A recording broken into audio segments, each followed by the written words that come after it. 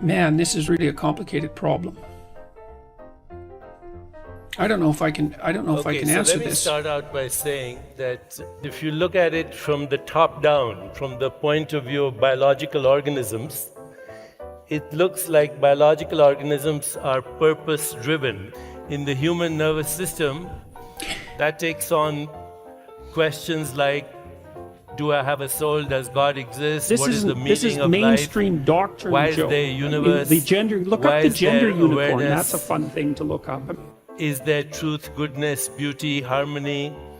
Is evolution merely random mutations and natural selection? Or could there be other factors? Could it be guided by awareness and behavior? Okay, let's try this.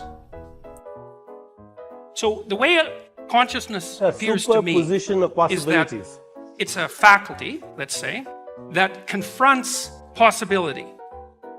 We call that possibility, well, sometimes possibility, sometimes we call it potential, like your potential. Sometimes we call it the future. Everything that we call matter comes from something that is not So material. I don't see us as driven deterministically like clocks, which is apparently, I think, although I've been accused of misunderstanding Sam Harris before, but I think that's the argument that he makes.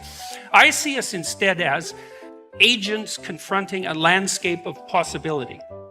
And that what consciousness does is enable us to shape that possibility where you into find actuality. a field of possibilities, whatever a it is field that of allows pure us to make potentiality. decisions. Science doesn't call it God, but what is God if not the immeasurable potential of all that was, all that is, and all that do you will be? believe in God?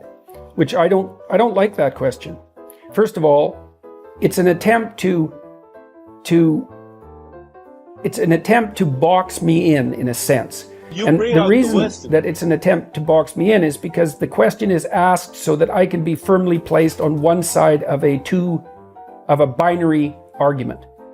And the reason I don't like to answer it is because A, I don't like to be boxed in, and B, because I don't know what the person means by believe or God. And they think they know. And the probability that they construe belief and construe God the same way I do is virtually zero. But you have to stop being the jihadists and the Vatican of conservative and orthodox science, which is not relevant anymore. Consciousness isn't exactly in your head either, even though it's local.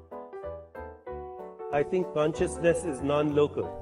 What you confront fundamentally in the world is what is unknowable. And what is unknowable has an intrinsic meaning. It's both frightening and compelling simultaneously. It activates predator detection systems that... Do you think that your mathematics requires the infinite to explain things that you explain to people? Protect you in the way that a prey animal is protected by freezing and withdrawal and that sort of thing, but it also makes you curious. So that which you do not understand, which is something that you can conceptualize as that which has not yet been made habitable world, has an intrinsic meaning. These scientists that I work with say that awareness is a singularity, perceptual experiences are many, and the evolution of species is actually the evolution of consciousness to express itself as multiple observers, multiple modes of observation, and multiple objects of observation. We are the eyes of the universe looking at itself. This brain is the observation deck for the universe to experience itself. What would you call it? It's a secondary manifestation of information. And I think that what we confront in the world, see, I don't think we're driven by the past or determined by the present. I think what we do is we apprehend the potential of the future, the chaotic potential of the future. You are an infinite being who's taken on the identity of a physicist. So there's a way of looking at the world where the fundamental reality is the chaotic potential that gives rise to fear and curiosity. And that's how your nervous system responds, by the way. Even though the conscious being is pretending to be a physicist. There are truths other than the literal that perhaps are more truthful than even literal truths. You know, there are many kinds of truth, and I don't mean that I don't mean that in a postmodern way, actually, but the truths that govern behavior and the truths that emerge from facts. By the way, today is Einstein's birthday.